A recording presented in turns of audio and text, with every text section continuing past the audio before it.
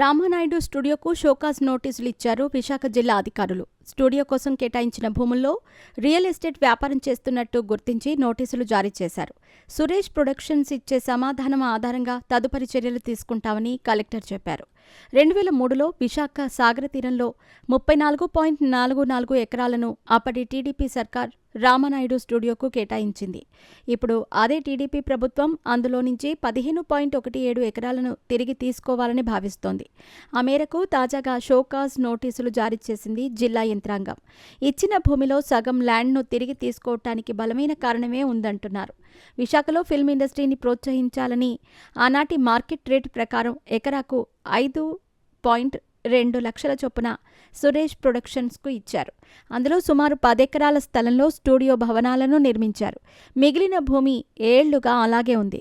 Cut చేస్తే జగన్ ప్రభుత్వ హయాంలో ఆ పార్టీ పెద్దల కన్ను ఆ ఖాళీ భూములపై పడిందంటారు. ఆ పెద్దల ప్రెజర్తో బలవంతంగా 15 ఎకరాలను కబ్జా పెట్టారు కొందరు. ఆ ప్రాంతాన్ని నివాస స్థలంగా జీవీఎంసీ రికార్డుల్లో మార్పు చేయించారు. అందులో రియల్ ఎస్టేట్ వెంచర్ వేశారు. లగ్జరీ విల్లాలు కట్టే ప్రయత్నం చేశారు.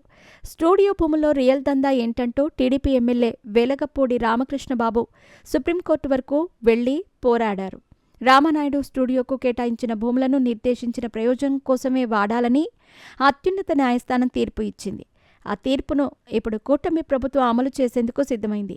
సర్కారు సూచనతో రామానాయుడు స్టూడియోకు షోకాజ్ నోటీసులు జారీ చేశారు విశాఖ జిల్లా కలెక్టర్ ఆర్పి సిసోడియా.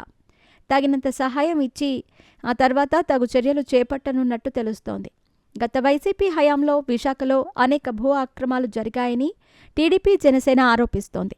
ప్రధానంగా విజయసాయిరెడ్డి ఆయన కుటుంబం సభ్యులపై బలమైన విమర్శలు ఉన్నాయి. వైఎస్ భారతి బంధువుల పేర్లు కూడా కొన్ని వినిపిస్తున్నాయి. రామానాయుడు స్టూడియోలోని ఆ 15 ఎకరాల ఖాళీ స్థలాన్ని కొట్టేసింది కూడా ఆ వైసీపీ పెద్దలనేదే కూటమి నేతల వాదన. సుప్రీంకోర్టు తీర్పు కూడా ఆ రియల్ వెంచర్కు వ్యతిరేకంగా రావడంతో ప్రభుత్వం కొరడా జలిపించింది. తాజా షోకాజ్ నోటీసులతో వైసీపీ ప్రముఖుల చెరలో ఉన్న ఆ భూములు తిరిగి ప్రభుత్వం చేతుల్లోకి వస్తాయని టీడీపీ అంటోంది. జనసేన సైతం ఆ భూములు తిరిగి వెనక్కి తీసుకురావాల్సిందేనని గట్టిగా పోరాడుతోంది. సీఎం చంద్రబాబు సైతం అందుకు గ్రీన్ సిగ్నల్ ఇచ్చారు. ప్రభుత్వ ఆదేశంతో విశాఖ కలెక్టర్ రంగంలోకి దిగారు.